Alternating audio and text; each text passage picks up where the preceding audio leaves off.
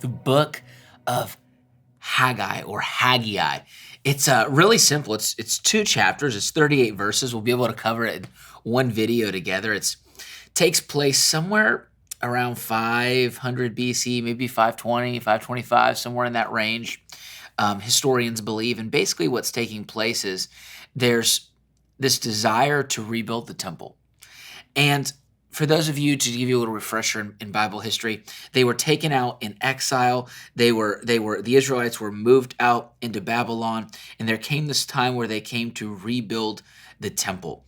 And God uses Haggai as a prophet to speak into things in what he desires to do in the future. And in your header on your Bible might say in chapter 1, a call to build the house of the Lord. It's this calling to take what was and build it back to what God had called it to be. And so this book is actually 3 quote unquote messages that happen at 3 different periods of time compiled together into one. If I'm not mistaken, it even tells us the timing of the said messages. So like it says in the 2nd year of King Darius in chapter 1 on the 1st day of the 6th month. Then in chapter 2, it starts out on the 21st day of the 7th month. And then I believe verse 10 of chapter 2 says on the 24th day of the 9th month. And based off their calendar, I believe it's not our calendar. It's September, October, and December, if I'm not mistaken. But these messages from God, they come in quick succession. We're going to unpack them. We're going to talk about them and learn how God was moving through his prophet to rebuild something that once was, that God had called to be again. And that's going to be the real simple, practical application for you and for me. Sometimes there's things in our life that were, but they've been torn down. They've been beaten up. They've been bruised. Maybe they've been abused. Maybe you had a relationship that's been hurt and torn. Maybe your marriage is struggling.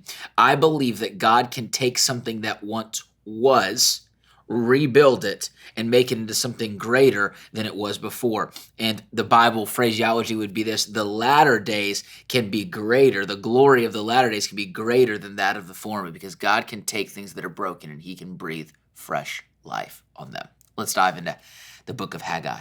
In the 2nd year of King Darius, on the 1st day of the 6th month, the word of the Lord came through the prophet Haggai to Zerubbabel, son of Shealtiel, governor of Judah, and to Joshua, son of Jozadak, the high priest. Okay, so this word that came to the prophet is being communicated to people who are in leaderships, governor, priests, people who have influence, people who are in leadership. God is speaking through his priests to people who have the influence to gather resources, people who have the influence to gather relationships and people. And this is what God says, verse 2. The time has not yet come to rebuild the Lord's house. Excuse me. This is what God says the people are saying. The time has not yet come to rebuild the Lord's house. So people are communicating, hey, you know what? It's not the right time. We'll build our house. We'll focus on our stuff.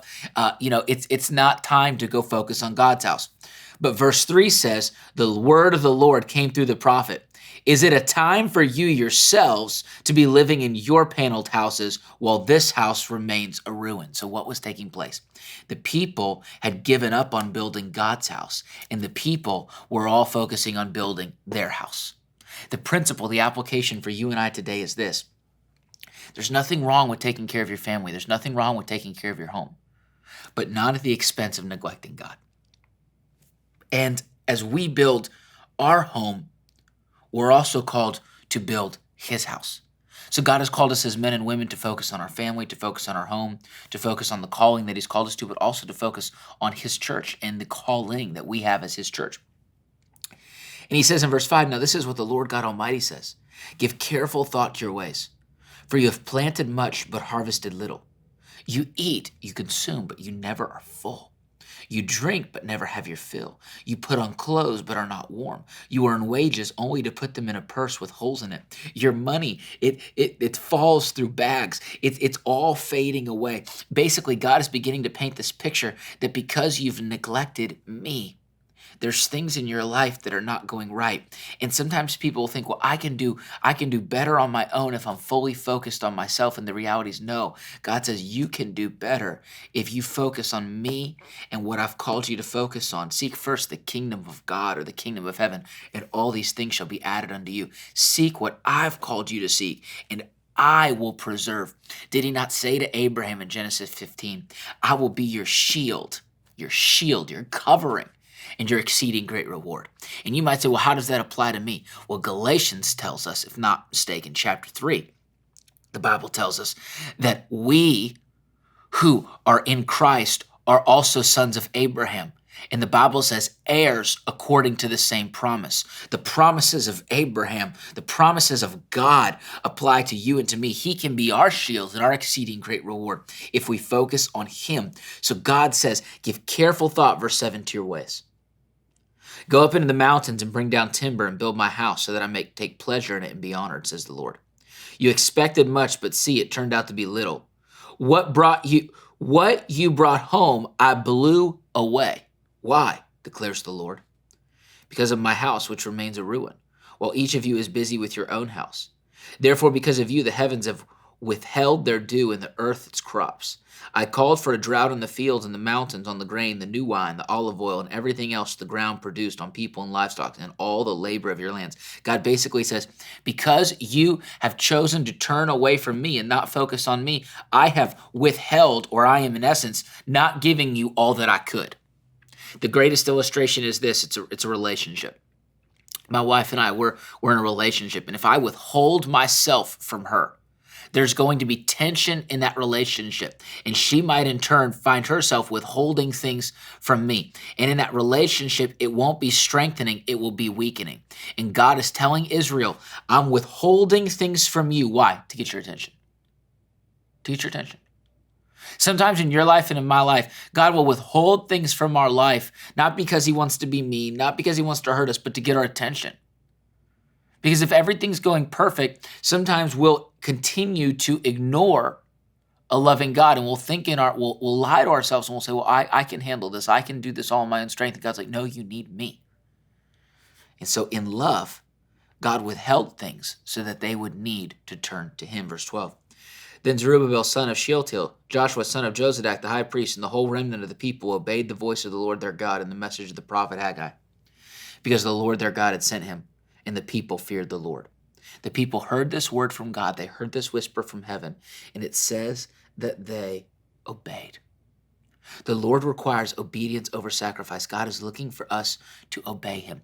God is looking for us to respond when he speaks. When the Holy Spirit speaks to you, speaks to me, God is looking for us to respond.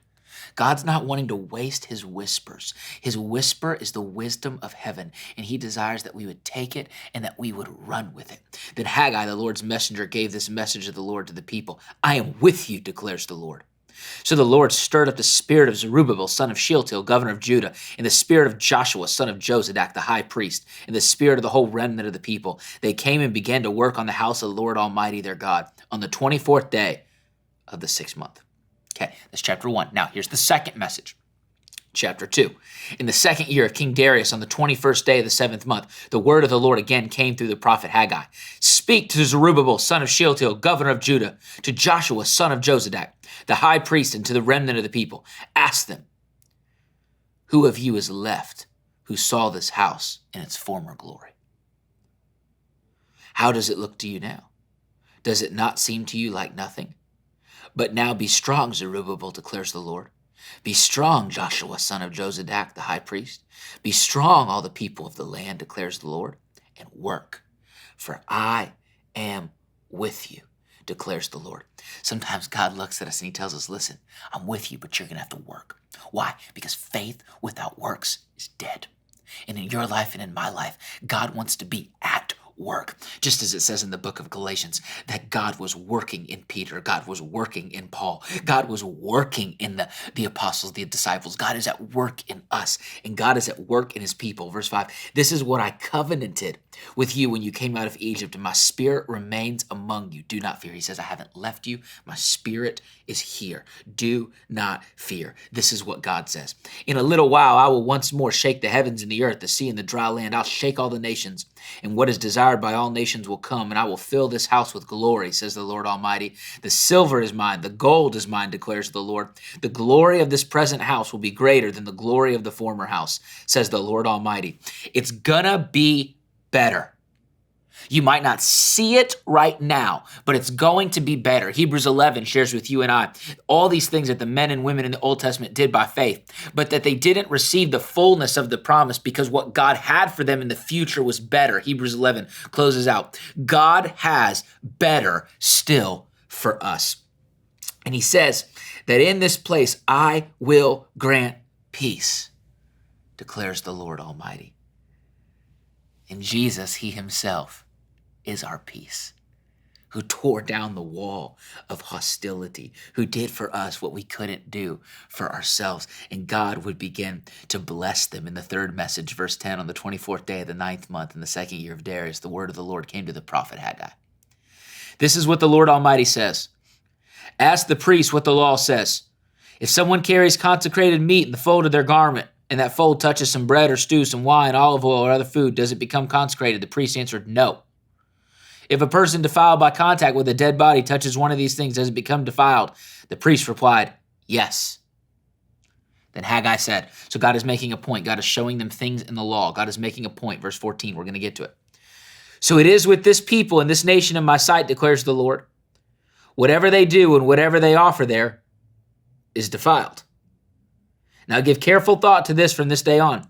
Consider how things were before one stone was laid on another in the Lord's temple. When anyone came in to a heap of 20 measures, there were only 10. When anyone went to a wine vat to draw 50 measures, there were only 20. I struck all the work of your hands with blight, mildew, and hail, yet they did not return to me, declares the Lord. From this day on, from the 24th day of the 9th month, give careful thought to the day when the foundation of the Lord's temple was laid. Give careful thought. Is there yet any seed left in the barn? Until now, the vine and the fig tree, the pomegranate and the olive oil has not borne fruit. From this day on, though, God says, hold on. Page break. This happened. But from this day on, I'm going to bless you.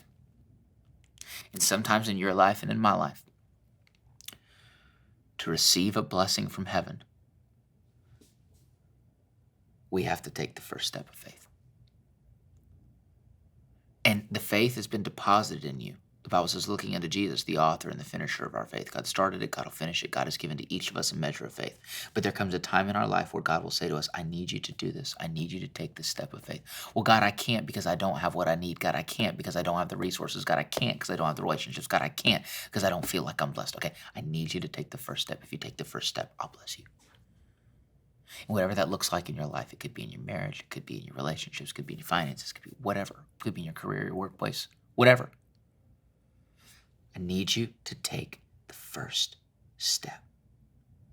And he says when they took the step, when they laid the foundations, when the foundations of the temple, listen, this is so significant because Jesus Christ is the rock that we build upon. He is the foundation. When we take the first step forward to receive Jesus as our Lord, from that day forward, we're blessed.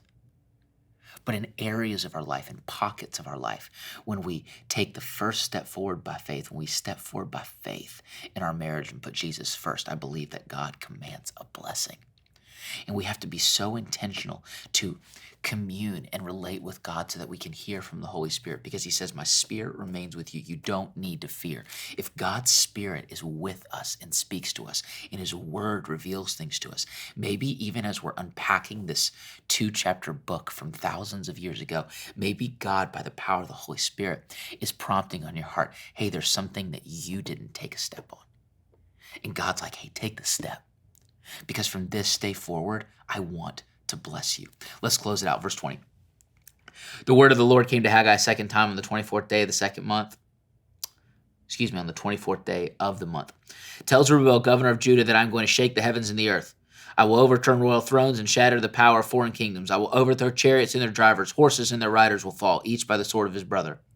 On that day, declares the Lord Almighty, I will take you, my servant Zerubbabel, son of Shealtiel, declares the Lord, and I will make you like my signet ring, for I have chosen you, declares the Lord Almighty. God speaks corporately, I want you to catch this, to the people. But in the end, he speaks personally to Zerubbabel. And I don't want to focus on Zerubbabel's word. I want to focus on us. God speaks corporately to the church. But the Holy Spirit speaks personally to you. Now, because you'll say, well, how do I know it's God who's putting this on my heart? Okay.